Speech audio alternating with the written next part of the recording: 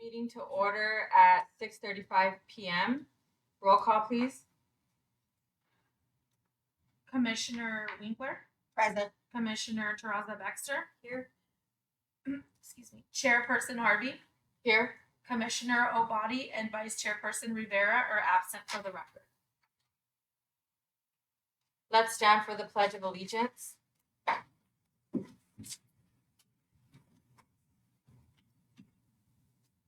Ready? Begin. I pledge allegiance to the flag of the United States of America and to the republic for which it stands, one nation under God, indivisible, with liberty and justice for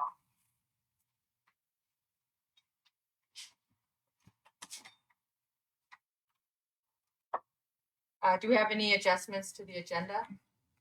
There are no adjustments to the agenda. Public appearances.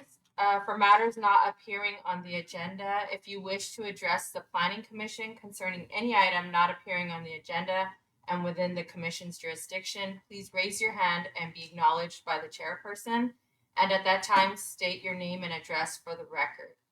The chairperson reserves the right to place a time limit on each person's presentation of 3 minutes. It is requested that longer presentations be submitted to the Commission in writing. C1 consent calendar, approved Planning Commission meeting minutes for December 13th, 2023. Do you have any comments? Just ask. Please ask. Are there any comments from the public? Not at this time. Okay.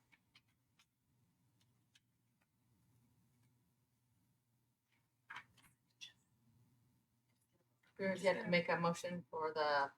Can I have someone make a motion for the minutes, please? I'll make a motion to approve the minutes of December 13th, 2023. I'll second. Roll call, please. Commissioner Winkler, Commissioner Terraza Baxter, aye. Chairperson Harvey, Yes. motion carries 3-0. Right, moving on. Item public hearing. Item D1, discussion action. Recommend approval of conditional use permit 24-03 for Wesley Boerner for the installation of a 14-foot accessory structure within a residential zone located at 685 West Worthington Road, APN 064-012-001. And we'll open the public hearing at 6:38 p.m. and commence with the staff report. Good evening, Commissioners. Mr. Boerner is proposing to install a 14-foot accessory structure at his property located at 685 West Worthington Road. A conditional use permit is required for an accessory structure that deviates from the maximum height allowable of 12 feet detailed in our residential zones property development standards. This project is categorically exempt from CEQA under section 15303 for construction of accessory structures. This public hearing was duly noticed in the Hopeville Tribune and Calexico Chronicle on February 15, 2024, and notices were mailed out to property owners within 300 feet of the project site. No concerns or objections were received. Staff recommends the approval of conditional use permit 2403 for Wesley Boerner to allow the installation of 14-foot accessory structure with the agreed upon conditions of approval. And Mr. Boerner is here to answer any questions. Good evening, Mr. Boerner. Could you would you like to elaborate more on your project? You know, it's a 3/4 acre lot with, I'm nowhere near my boundary. It's 13.5 feet from one, 10 feet from the other neighbors on this adjoining street. It's just it's a prefabricated metal design, my design, but a prefabricated metal, just a shop for hobbies, no mechanics, no nothing like that. I pay $100 for the storage locker here in town, so yeah, I can save $100 a month. Okay. Any questions or comments from the commission? Any questions or comments from the public?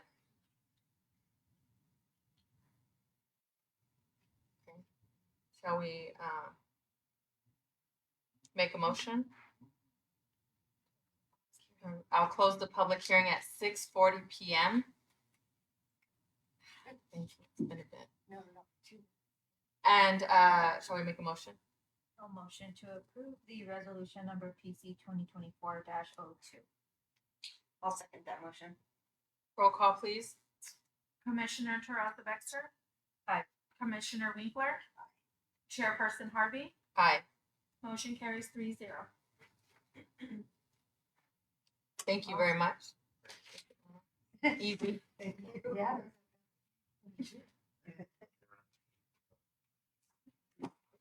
Can I continue with traffic commissioner? Do I have to close something and then open as traffic commissioner?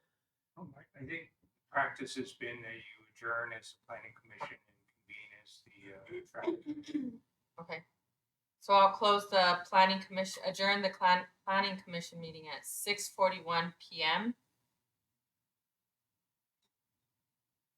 And we will open with traffic commission, new business at 6:42 p.m. And start with B.1, discussion action, removal of red curbs dedicated to the former bus stations on East Barione Boulevard between K Street and L Street. The staff want to begin by reviewing the project, the item. Good evening, Commissioners. For this project, an evaluation of the red curb dedicated to the former Imperial Valley Transit bus station on East Barione Boulevard between K Street and L Street was requested by local businesses. The ideal mitigation would be to remove the existing red curb on that side of Barione Boulevard, appeasing all the surrounding businesses. As the bus station is no longer in use, it would also create additional parking on the south side of Barione Boulevard. There has recently been construction nearby of the Imperial Transit Park, and this creates for there to be no longer a need for the former bus stations. This was confirmed by the executive director of the Imperial County Traffic Commission, David Acuity. He's confirmed that the bus station is no longer in use as the Imperial Transit Park is nearby. So there's no need for the red curb. The DRC committee did assess the red curb and they do agree with staff recommendation. We can see exhibit 1 illustrating the location of the bus station. And then we also have exhibit 2 for the feedback from the surrounding businesses. The mitigation itself would cost no more than $1,000 to remove the existing painted curb. And staff recommendation is to remove the red curb dedicated to the former bus station on the south side of East Barione Boulevard between K Street and L Street. A quick question, so, and there's no impact to fire, they don't need it, we don't need it there for anything for them? No, we have the fire hydrant is nowhere near the proximity, so it wouldn't affect the fire. Perfect.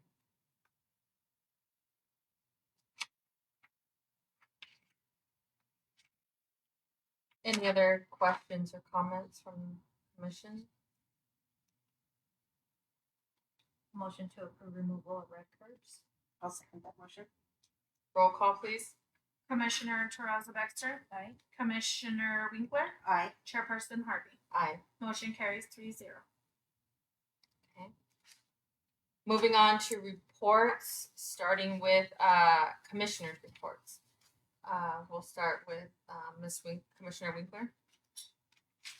I am excited that the fair is going to be starting. This is my first time as an appointed position with the fair going on, so I'm excited for Imperial and all the people that are going to be coming to town. I'm also excited about the brew and our last signature event of the season in March also. And just looking forward to a prosperous new year for us. Ditto. You brought all the things up that I was looking forward to mentioning, but yeah, no, just looking forward to all these different festivities that are coming up. Not looking forward to the warm weather coming though. It usually starts right after the fair, so but we'll get through it like we do every year. That's it. Thank you. I just wanted to follow up on the status of the hotel. What's going on with it? Just because I've been told by residents that they're already making like reservations for their like a rental area to do like big events and stuff. So I didn't know. what the status is. I can tell you what I know, although it might be a little bit dated. We were supposed to take a tour, Uh-huh. and it got a couple Fridays ago, and it got put over to another date.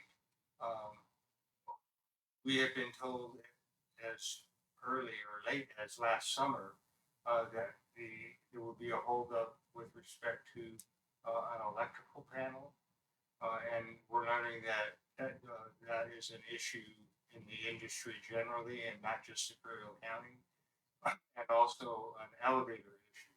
So last summer they were hoping to have the elevator by January, and I haven't heard one way or another whether that has happened. I'm told that the hotel, if you see near the mall in El Centro, next to what used to be Party Time and the Hutchinson Bloodgood building, is they're essentially ready to open, but they're waiting on an elevator. Oh, okay. And so we'll provide an update once we. I've heard the same thing about the reservations, and I've heard that they were gonna start serving the public, but just on the first floor. Okay. Yeah. I've heard that also. So, I don't know. You hear a lot of things. Yeah. I didn't hear that from them, so you might consider that it could just be a rumor. But I did speak with Paul from GAFCON about a week or two ago. And I asked him that what was the status on it. But we were discussing some other topics as well, and he did share about the intention to open the first floor, I believe, beginning or towards the end of June, was what he shared with me. But it would only be the first floor while they're waiting, I think, on addressing some other issues and some furniture or some other pieces that they're waiting to still come in for the second and upper floor. So he didn't have an exact date though in terms of the upper floors, but he did say he's still open to do a tour for planning commissioner members if that's something that we want to do. So I'm not sure if that's something we should. so if that is something you would like to do, you might let me know what your preference is, because I know you have day jobs, and so I'd make myself available. Yeah. I'd be available I whenever. think that's it. Okay. Yeah, we can make ourselves available. so if you email me preference, we'll try to coordinate and make that happen. I had not heard June. The last word we had was April. So Yeah, he did mention that the April was, I think, one of the goals, but I think with other stuff going on and that it looks more like June. That was what he shared.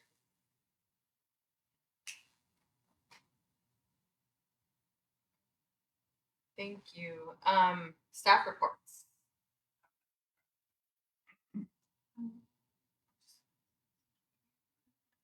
We just started a community development social media on Instagram and Facebook, Imperial Community Development. So be sure to follow us for the latest community development news.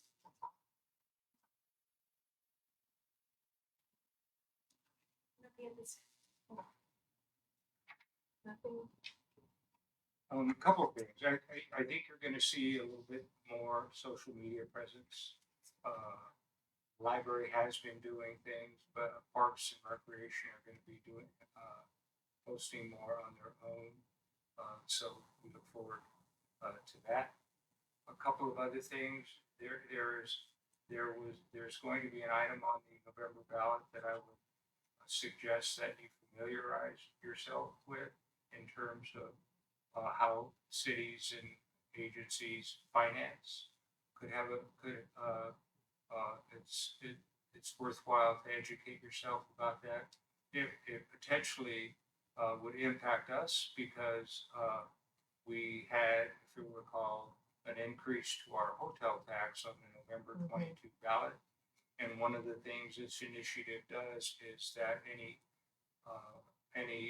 tax of that sort that was increased after January 1, 2022, if it didn't comply with the requirements of this new law, you have to do it over again.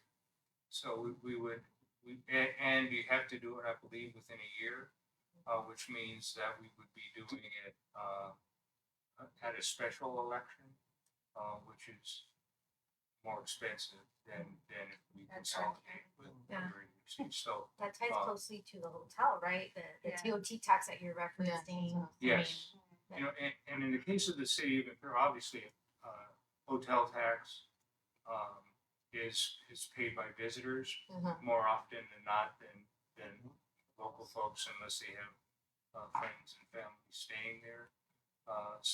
And the city hotel tax had not been increased, I think, in literally decades. I think what the 8%, which was on the books, I think is probably the original amount. And for those of you who do go to other cities and pay a hotel tax, 8% is on the low end. The voters approved 12%. So you're going to be so on a different subject. You're going to be seeing more in the way of traffic sorts of things. Something that community development is going to be taking a look at is that there was a law passed that basically limits parking wherever there's a crosswalk. Oh, And if you'll recall, we recently had you address that issue with the crosswalk at the old post office because there's parking right next to that crosswalk and it makes visibility. visibility. And so the legislature got involved, and there's going to be a law that goes into effect in 2025 that basically says you can't have parking within 20 feet of a crosswalk. And so, for those of you who go to City Hall, there's a crosswalk right in front of City Hall, and I'm told that it gets a lot of use. But in order to be compliant, if we keep the crosswalk, it'll take out one or two spots on either side of the crosswalk, and may also impact the ability of people to park in front of those houses on the west side. So that's I tell you that so next time you're at City Hall, you might want to take a look. On the one hand, I told it gets used. On the other hand, sometimes people have an unrealistic expectation about what a crosswalk can do, and so they might step out when it's not really safe to do so, thinking that cars are going to automatically stop. So for those, I don't know if I saw any of you. The city had one of its special events a couple Saturdays ago, the Color Fest. So there are people who ran, there are people who walked, and there were people who registered and watched.